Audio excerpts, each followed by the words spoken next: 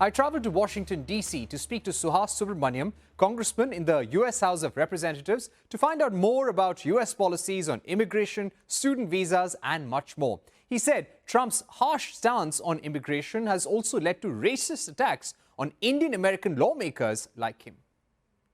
Even just last presidential race, we had an Indian American running for president. We had so many running for Congress and up and down the ballot. So clearly there's more interest in the Indian American community. When I was growing up, politics was not really part of the discussion. We didn't have a lot of Indian Americans running for things, none in Congress. And so now to see 6 in Congress, both sides of the aisle having Indian Americans run for president is pretty amazing. Right. Let me ask you about the big priority. If there's one thing that you're really concentrating on as far as the India-US relationship goes in 2025, what would that be?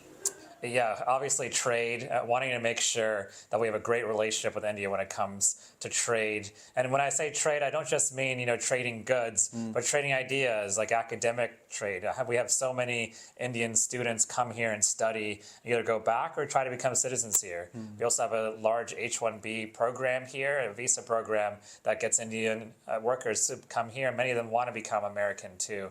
And so there's a lot to talk about. I'm concerned that we're going in the wrong direction. The tariffs, even though it's the standard 10%, that's a lot. That's increasing goods. We have a lot of Asian markets here, Asian grocery stores, and the prices have gone up quite a bit. And certainly for when it comes to education and some of these folks coming on here from India to try to study here, things have become really hard for them. Many of them are going back, so that's tough. So how do you think tariffs on Indian goods? We believe that Donald Trump wants to maintain a 10% tariff. Even though India may give a 0% duty treatment to US goods, how do you think a 10% baseline tariff will impact Indian goods coming in and also the American economy?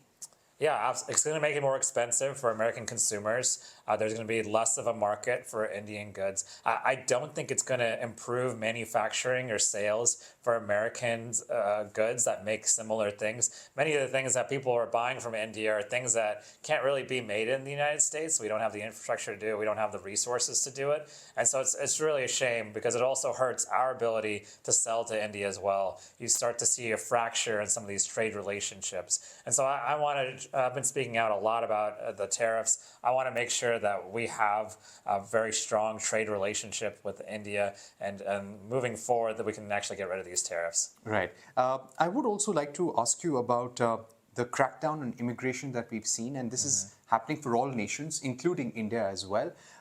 Warnings going out for people not to overstay their visas, not to commit any sort of visa frauds, not to fall prey to travel agencies who claim to be taking people across the border illegally. But the larger question of student visas, and Indians were perhaps one of the largest communities of foreign students in the US.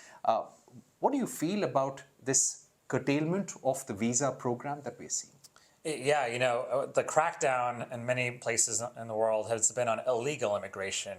Here, what I'm concerned about is a quote-unquote crackdown on legal immigration and on people who actually can contribute a lot to the United States. And many of them are Indian students. And my parents came here in the late 70s to study here, and they stayed. They became citizens. I wouldn't be here if it weren't for our immigration system in the United States. And I know sometimes I post things on social media, and I get some really terrible comments about me being Indian American and somewhat racist comments, to be honest. And so I don't know if that's the motivation behind it, but I see this administration, one, prioritizing migrants from South Africa who are Afrikaners, but then cracking down on green card holders who are Indian American or Indian and H-1B workers who are Indian.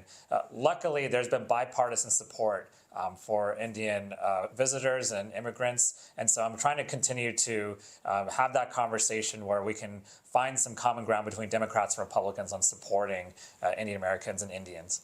Do you feel that there will be some reprieve for Indians, considering that US and India have a special partnership? We're discussing a trade deal and we were the early ones to come to the US with a trade proposal. Do you think this administration will give any reprieve to Indian students and Indian nationals? Yeah, it just depends on what side of the bed the president woke up on.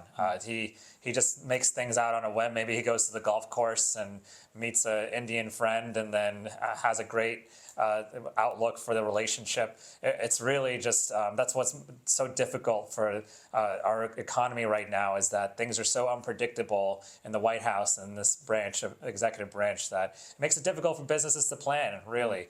If I'm someone who has a business that's based on trade with the India and other governments, and then I look at my 6-month, 1-year plan, it's hard to plan for that. And so you don't get investment, you don't get business, it has trouble for everyone. So that's what I'm really concerned about. We're trying to see if we can put some pressure on the administration. Right. And you spoke about how you have been facing some racist attacks yourself. Could you give us a sense of how is the atmosphere changing, or the environment changing, as far as Indian Americans are concerned, and people who have not just come to America recently, but who have been staying here for decades now?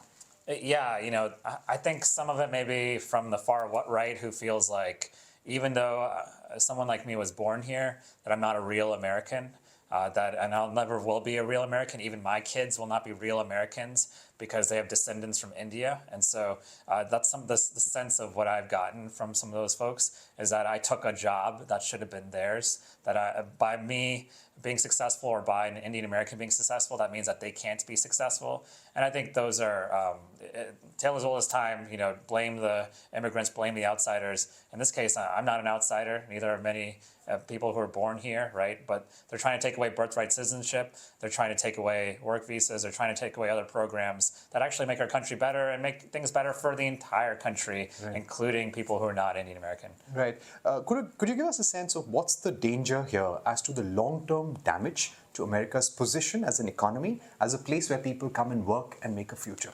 Yeah, immigration has been our superpower as a country. I mean, we're a country of immigrants. And so to see us now backsliding on legal immigration and on attracting the best and brightest from around the world to want to become Americans and fill job gaps, whether it's in agriculture or whether it's in the tech sector, I think we're doing irreversible damage right now. And a lot of it is illegal, frankly. And so, there's the courts, but then there's the court of public opinion. And I think I see it as my job to try to talk about what's going on, tell the stories of H-1B workers, H-2A workers who work in the fields, people who have tried to make a life, and tell my own story about my parents coming here in the late 70s and how they were welcomed. Because of that, Virginia and the United States have become superpowers in many ways because of our immigration policies. Right.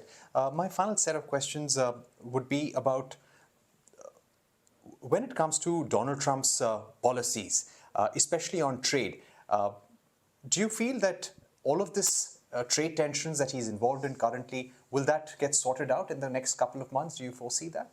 I have no idea what Donald Trump is going to do. I have no idea I don't even know if the people who work for Donald Trump know what he's going to do. I don't even know Donald Trump knows what he's going to do. Mm-hmm. So that's the problem again. And if you don't have predictability in the markets, you don't have predictability in your small business, it is incredibly difficult to run a business. It's incredibly difficult as a consumer to pay fair prices for the things you want to spend money on, and it's bad for the economy. And so that's my fight right now and what I'm trying to take on. My final question on the India-Pakistan conflict. Is there a worry that the stand that the president took on saying that he mediated and averted a nuclear war, how he used trade to stop both the countries from stop fighting, and he wants to do a trade deal with Pakistan, do you think the relationship with India has not been treated right in this episode? No, and I'm surprised that this administration hasn't worked harder to forge a better relationship with India. It's difficult to see them with their mission accomplished banner saying that they are the saviors of the India-Pakistan relationship after that terrorist attack. And so, what I think now is there's a lot of confusion about this administration's position. They're sending mixed signals to both Pakistan and India. And certainly we have to remember that, that was a very terrible terrorist attack that happened. And so we're going to continue to see what happens. The ranking member on military and foreign affairs on the oversight committee. So I want to see what this administration is doing and call them out on things that they're doing wrong. Let's take